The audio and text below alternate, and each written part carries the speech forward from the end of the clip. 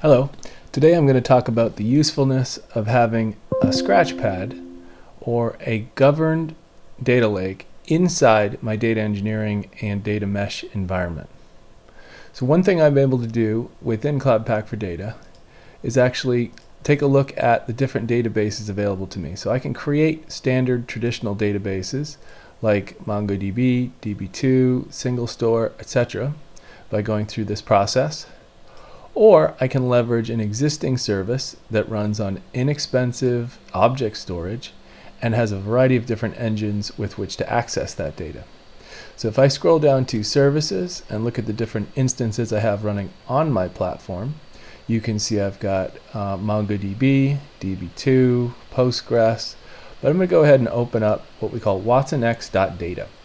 Watsonx.data uses object storage as inexpensive storage to reliably store any amount of data and accesses that data through a variety of different engines.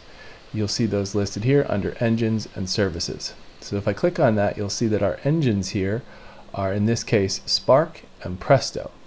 If I go up to add component, you can see that I can add different database engines or services. For example, like this Milvus one, which is a database service for generative AI vector search.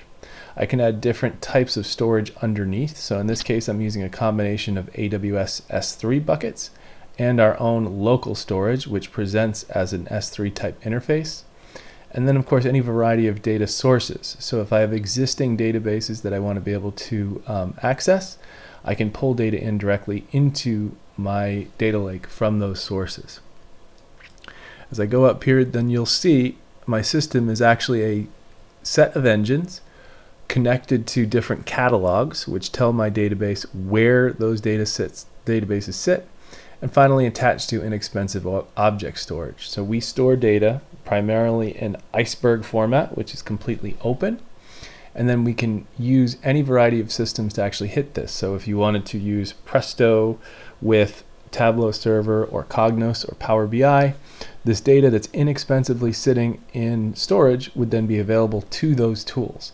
So this can be a very powerful way to go in, create data sets out of data files or JSON files, Parquet, Avro, all those different variety of things sitting out in object storage very inexpensively, very open, and then access it with different types of engines like Milvus for generative AI, or Spark for doing large ETL processing, or Presto in case you want to do BI reporting or even what we call time travel queries. So we can say, what did this data look like as of this time before? And you can see an example of that.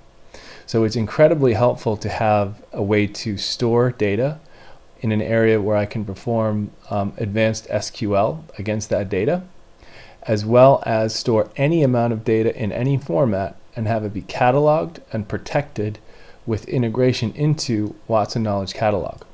So you can see I've got different infrastructure, data policies, and integrations with the catalog so that data protection rules defined there are also defined here in my data lake.